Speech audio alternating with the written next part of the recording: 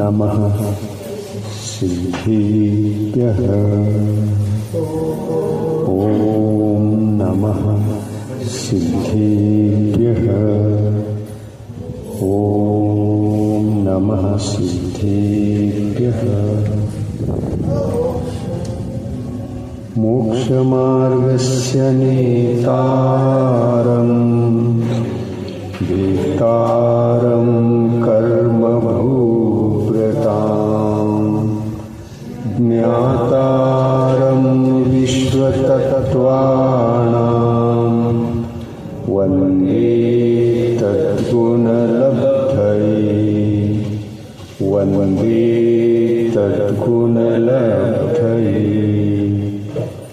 नमः श्रीपार्श्वनाथाय निर्धूतकलिलात्मने सालोकानां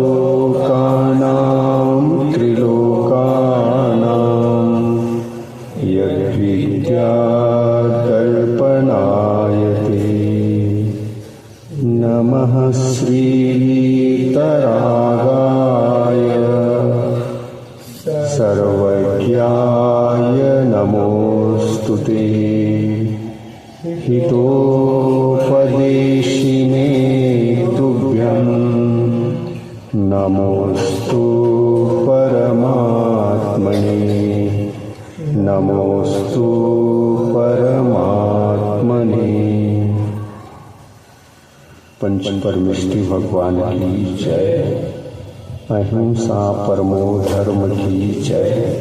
संत शिरोमणि आचार्य गुरुवर श्री विद्यासागर जी महाराज की जय। आचार्य गुरुवर श्री समय सागर जी महाराज की जय।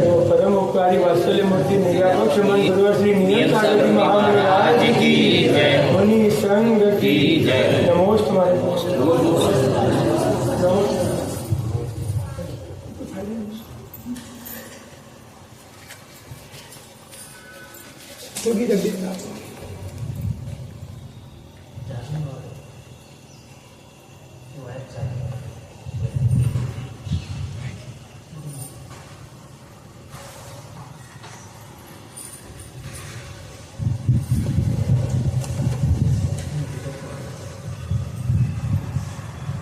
सांसारिक भव्य जीवों को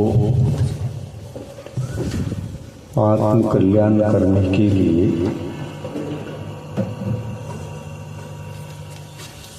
सबसे अच्छा साधन तो केवली भगवंतों के द्वारा उपदिष्ट जिनवानी है। जिनवानी का स्वाध्याय अध्ययन मनन जो निरंतर करे उनको पंचम काल में भी आत्म कल्याण सहज है और सुलभ है। ज्ञान अति महत्वपूर्ण है। ज्ञान के पश्चात आचरण आता है तो वह फलदायी सिद्ध होता है। ज्ञान के बिना आचरण ग्रहण करते हैं तो उस आचरण के माध्यम से अपने जीवन में बाह्य हिंसा रुक जाती है। जीवों के ऊपर दया भी करने लगते हैं, उनकी रक्षा भी करने लगते हैं, जिससे हमारे लिए लाभ भी है किंतु आत्म कल्याण का लाभ नहीं है। ये कैसे? ये बात जरा समझने योग्य है।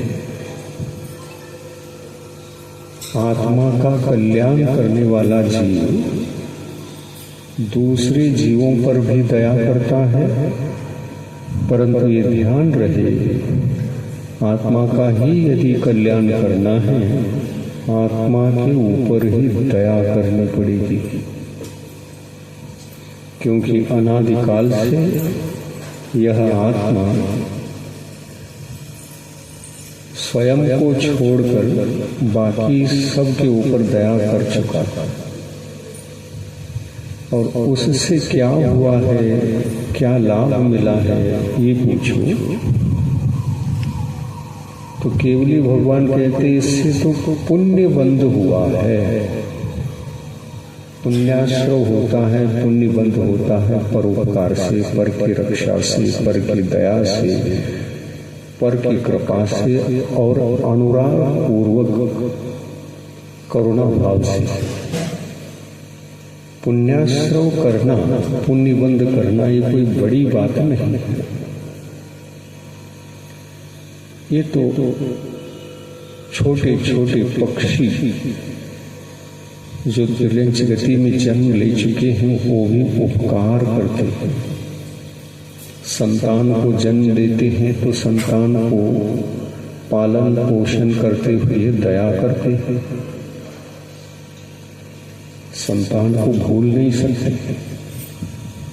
जन्म देते हैं तो उसका निर्वाह भी करते हैं, दया करने का कार्य कर्तव्य वहां भी। आप दया किसी के भी ऊपर कर लो, पुण्य बंध तो होता ही है। ऐसा कभी पशु पक्षियों में भी हम देख नहीं सकते। उसने अपने बच्चों को जन्म दे दिया और भूल गए, देखभाल नहीं किया, मन में अनुराग नहीं रहा, उनके प्रति उपकार के भाव नहीं रहे। ये कभी नहीं हो सकता। यही निसर्ग नियम है। ये हर जगह देखा जा सकता है कि जो भी जिसको जन्म देता है उससे जुड़ जाता है। अपनी अपनी जाति का जो संस्कार होता है सब जगह है, केवल मनुष्यों में ही है ऐसा नहीं। त्रिलिंग गति में भी सर्वत्र ये बात है। उपकार के भाव शुभ भाव कहलाते हैं, शुभ की कोटि में आते हैं। परोपकार, परहित ये शुभ है। भावों की अपेक्षा से शुभ भाव है तो पुण्याश्रव नियम से होगा, पुण्य बंध भी होगा और उसका फल भी अच्छा ही है, बुरा कुछ नहीं। आपने उपकार किया तो वो भी उपकार करने के भावों को धारण करता है। इस प्रकार संसार में परस्पर उपकार करने की ये पद्धति अनादि है, नैसर्गिक है। ये सब हम देखते तो हैं। पर के ऊपर दया करना आसान है, हर जीव कर रहा है, हर जीव कर रहा है। आप भी अपने माता पिताओं से जन्मे बड़े हुए, गर्भावस्था में माता ने पालन किया, जन्म के पश्चात भी जब तक आप समझदार नहीं बने तब तक माताओं ने उपकार किया। आपके ऊपर उपकार करते समय माता को पुण्य बंध होता था, क्योंकि उपकार का कार्य गर्भ में आया है, जीव आया है, आत्मा कोई आया है और उससे माता तो गर्भावस्था से ही जुड़ जाती है। संतान को जन्म देने का अनुराग भी होता है और उस अनुराग को साकार करने के लिए पुरुषार्थ भी होता है। तो बुद्धि पूर्वक करुणा का कार्य स्वार्थपूर्ण जरूर रहता है। संतान हमें चाहिए क्योंकि संतान के माध्यम से हमारे ऊपर उपकार होगा और जब तक वह एक लेवल पर नहीं आएगा हमारे ऊपर उपकार करने के लिए, तब तक उसकी सुरक्षा, उसका देखभाल मेरा कर्तव्य है, ऐसा कहकर माता बच्चे की रक्षा करती है। ये शुभ भाव माने जाते हैं। और ऐसा शुभ भाव होना एक धर्मात्मा को भी होता है और एक धर्म रहित आत्मा को भी भाव शुभ होते हैं। ये गणित है, यह सिद्धांत है, ये नैसर्गिक नियम है। परंतु शुभ भावों के साथ धर्म का होना कुछ और अलग बात है। ये चैप्टर ही अलग है। यदि आप अपने जीवन में धर्म को भी चाहते हैं और परोपकार भी चाहते हैं, तो दोनों चाहने वालों को दोनों प्राप्त होते हैं, तब कहीं जाकर के आत्म कल्याण का मार्ग हमें उपलब्ध होता है। परोपकार करो, हर कोई कर सकता है। अपने ऊपर दया करो, कि हर कोई नहीं करता।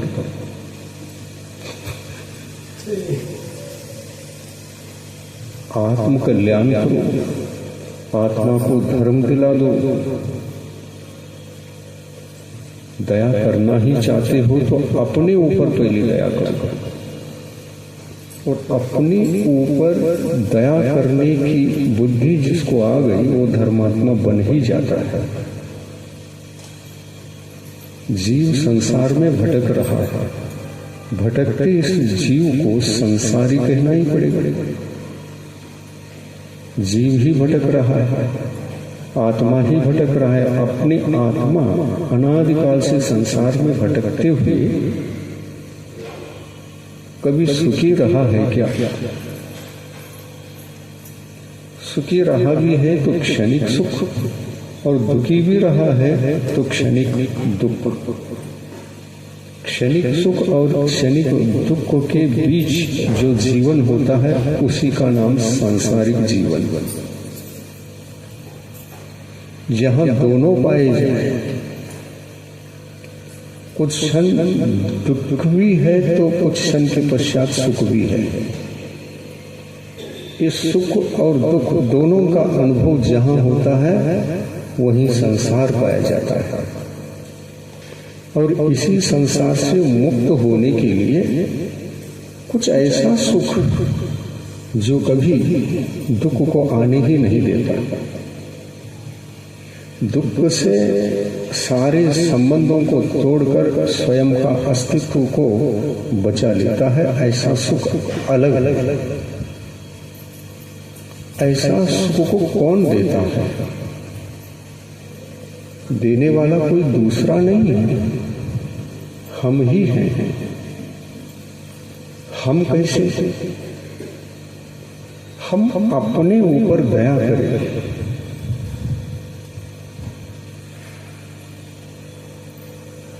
तो हम संसार के कारणों से छूट जाएंगे।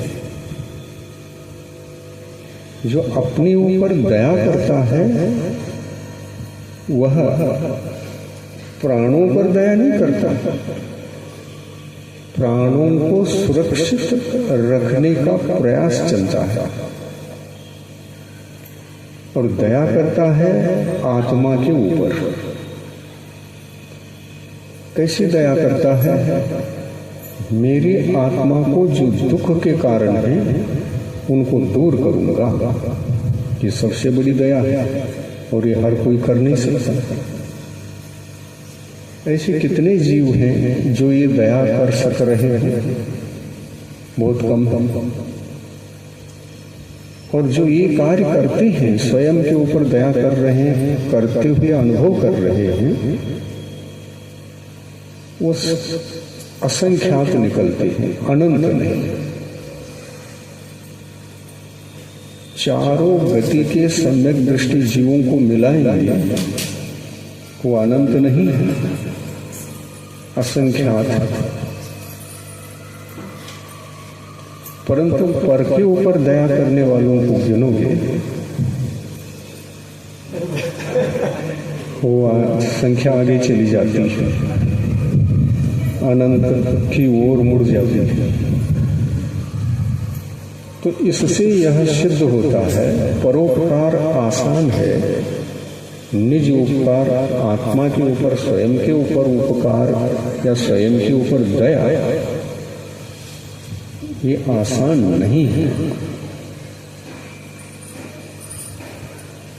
और स्वयं के ऊपर जो दया करता है वहीं पर जैन धर्म का उदय होता है। जैनी कौन? परोपकार से पहले स्वयं के ऊपर जो उपकार करता है वो पक्का जैन है। ये रहस्यभूत बातें जब तक समझ में नहीं आती तब तक हम आत्म कल्याण करें तो कैसे करें, यही बात मालूम नहीं है। दया धर्म को पालो कहने से बस सबकी रक्षा के लिए हम दौड़ लगा रहे, सबको बचाओ, जीव और जीने दो, जीव और जीने दो। लेकिन जीने दो का कार्य तो सभी कर सकते हैं।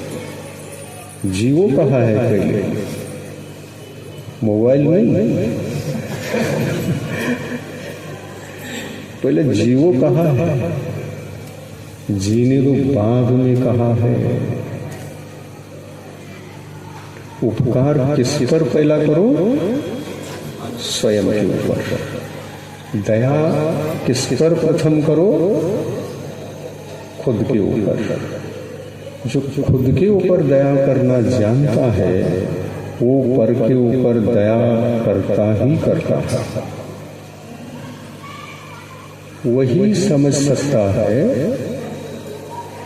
कि जैसे मेरे प्राण हैं वैसे दूसरे की भी प्राण है, और ये प्राण दो प्रकार के हैं, आत्मा के प्राण और शरीर के प्राण।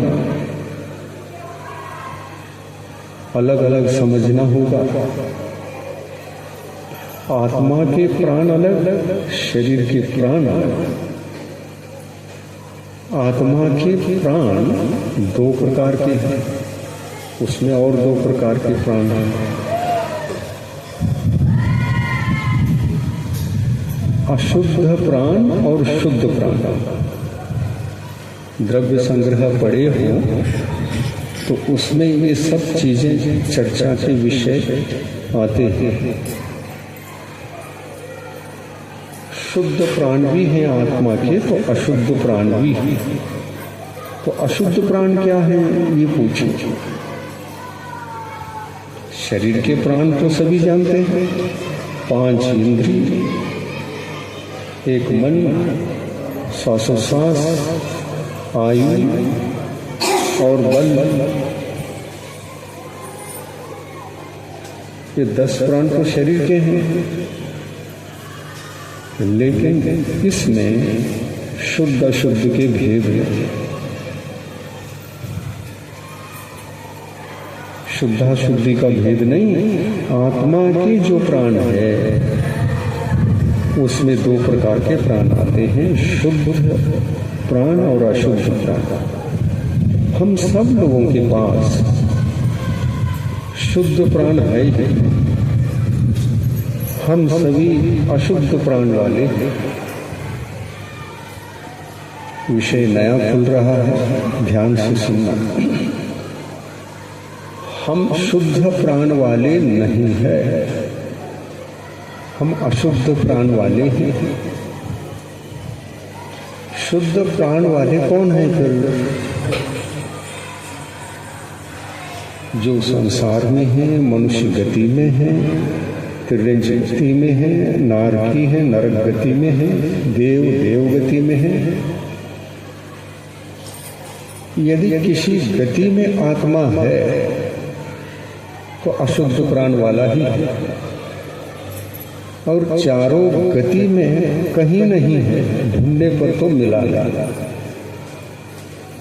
आदिनाथ मिलेंगे नहीं, 24 तीर्थंकर कोई नहीं मिलेंगे, 4 गति में ढूंढ के आओ, 24 तीर्थंकर मिलेंगे नहीं। कुंतल गिरी से मोक्ष प्राप्त करने वाले देशभूषण कुलभूषण भी 4 गति में नहीं है। राम के काल में मनुष्य गति में थे, दिगंबर मुनि थे, चारण रिद्धि थे। राम लक्ष्मण सीता ने दंडक वन में उनको आहार दान दिया था। ये इतिहास उनके चरित्र में लिखा हुआ है। तो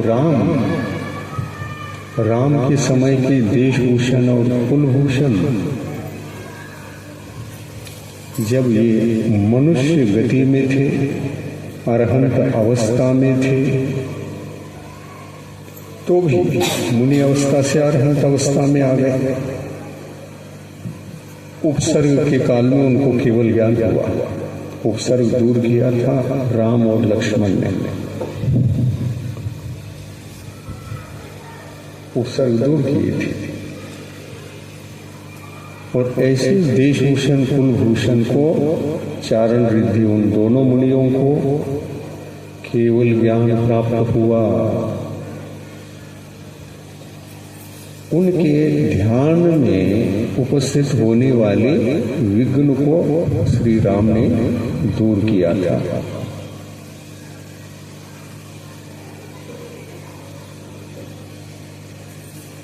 लेकिन थे तो केवली मुनि महाराज रहे। ध्यान लग गया, केवल ज्ञान की प्राप्ति हो गई। चाहे मुनि अवस्था में रहे, चाहे गृहस्थ अवस्था में रहे, चाहे अरहंत अवस्था में रहे, तो भी अशुद्ध प्राण वाले कहलाता था।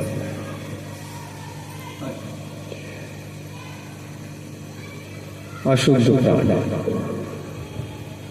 तो शुद्ध प्राण क्या है? अशुद्ध प्राण भी ना हो। अशुद्ध प्राण क्या है? आत्मा के अशुद्ध प्राण क्या है? हाँ, ज्ञानावरणादि 8 कर्म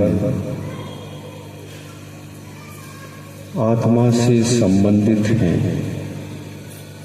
मोहिनी कर्म संबंधित है, 8 कर्म संबंधित हैं। आत्मा से ये उद्गल परमाणु कर्म के जब तक जुड़े हैं, तब तक आत्मा शुद्ध श्वास नहीं ले सकता। श्वासोश्वास अशुद्ध है।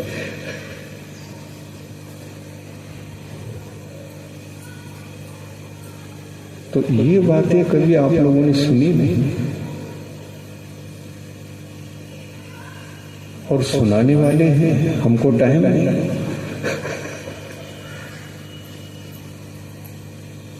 और सुनाने वाले न भी रहे, जिनवानी है, हमको स्वाध्याय करने को आता नहीं।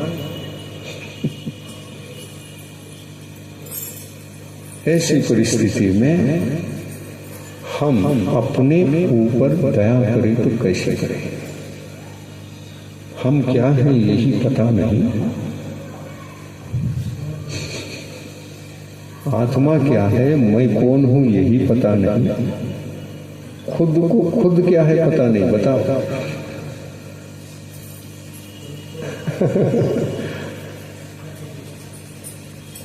खुद को खुद क्या है यही पता नहीं है, और दुनिया को सब पता है। दुनिया का सभी मालूम है।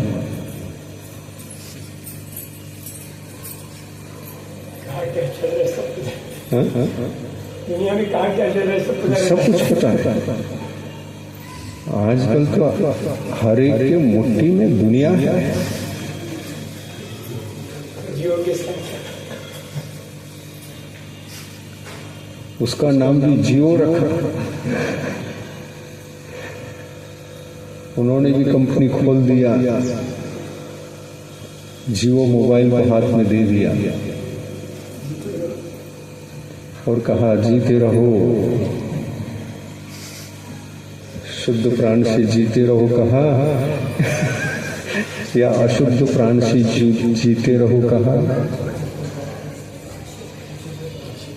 शुद्ध प्राण से जीते रहो कहने वाले तो चले गए, उनकी परंपरा के गुरुजन यहाँ धरती पर रह गए।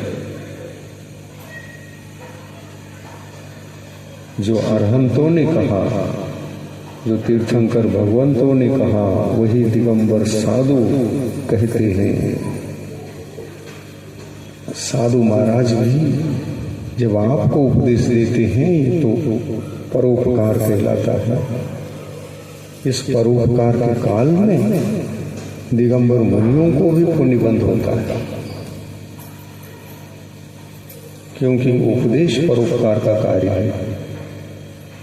और परोपकार की ये भाव आना, उपदेश देना, जब तक महाराज शुभ भावों को धारण नहीं करेंगे ये कार्य कर ही नहीं सकते।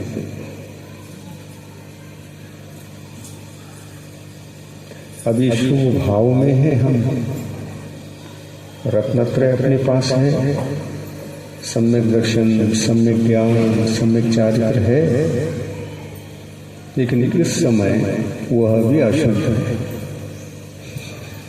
अशुद्ध का तात्पर्य क्या? शुभ रूप है। जिस रत्नत्रय के रहते हुए पुण्यबंध हो रहा है वो शुभ रूप है, भाव शुभ है, तो पुण्याश्रम पुण्यबंध तो होगा ही होगा। तो रत्नत्रय शुद्ध भी होता है क्या? बिल्कुल, रत्नत्रय शुद्ध भी होता है। शुद्ध रत्नत्रय का नाम है निश्चय रत्नत्रय। निश्चय सम्यक दर्शन, निश्चय सम्यक ज्ञान और निश्चय सम्यक चारित्र।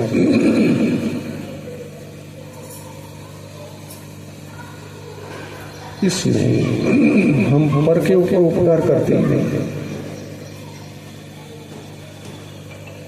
तो किस अवस्था में होते होंगे हम?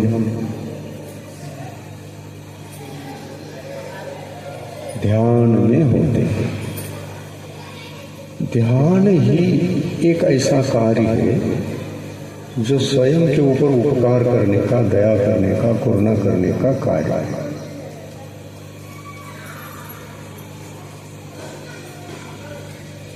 और वहां तक अपने को पहुंचना है। आत्मा का कल्याण यदि कुछ है तो ध्यान है। ध्यान से रहित हैं तो आपके पास प्राण भी है, धर्म भी है। धर्म भी एक अपने आप में प्राण है। आत्मा के प्राणों को यदि आप गिनोगे तो रत्नत्रय से भी गिनना पड़ेगा, क्योंकि रत्नत्रय को जन्म देने वाला आपका ज्ञान ही है। आपके ज्ञानोपयोग ने ही धर्म को जन्म दिया है। उसने जान लिया मोक्ष मार्ग क्या है और धारण भी कर लिया।